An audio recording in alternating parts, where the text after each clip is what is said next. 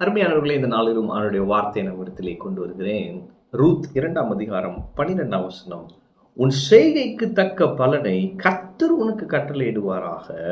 இஸ்ரவேலின் தேவனாகிய கர்த்தருடைய செட்டைகளின் கீழ் அடைக்கலமாய் வந்த உனக்கு அவராலே நிறைவான பலன் கிடைப்பதாக.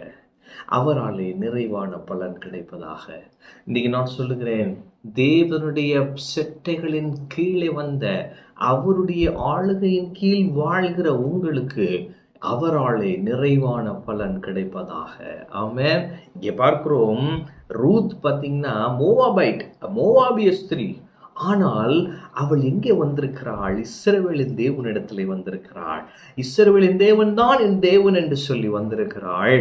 அவளை பார்த்து போவாஸ் சொல்லுகிற வார்த்தை, இஸ்ரவேலின் தேவனாகிய கர்த்தருடைய செட்டைகளின் கீழ் அடைக்கலமாய் நீ அவர் தாங்க எனக்கு எல்லாம், அவர் தாங்க என்னைய பாதுகாக்கணும், அவர் தாங்க என்னை போஷிக்கணும், அவர் தான் என்னுடைய எதிர்காலமே அப்படின்னு நம்பி வந்த உன்னை அவர் நிறைவான பலனினால் ஆசீர்வதிப்பாராக என்று சொல்லி ஆசீர்வதித்தார்.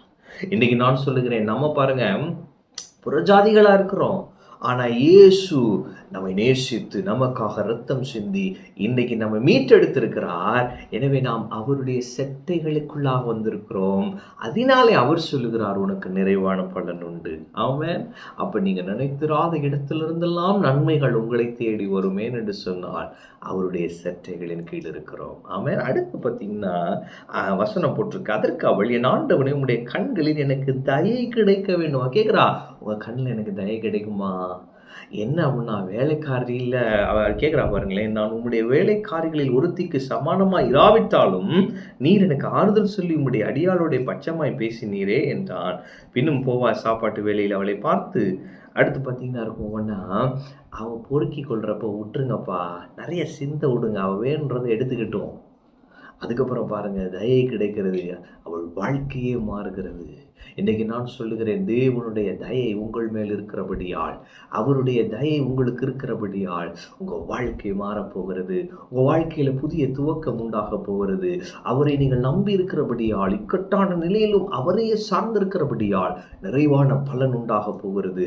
புதிய துவக்கங்கள் உண்டாக போகிறது. உங்க பெயர் சொல்லப்படும் ரீதியிலே கர்த்தர் உங்களை ஆசீர்வதிக்க போகிறார். ரூத்துடைய வாழ்க்கையில் ஒரு டிரான்ஸ்ஃபர்மேஷனே உண்டாயிடுச்சு. அதுபோல நான் சொல்லுகிறேன், உங்க வாழ்க்கையில் இன்னைக்கு நடக்க போகுது. கர்த்தருடைய தயை உங்கள் மேல் இருக்கிறது. நிறைவான பலன் கிடைக்கும். ஆமென். கர்த்தர் உங்களோடு இருக்கிறார். கர்த்தர் உங்களை ஆசீர்வதிப்பார்.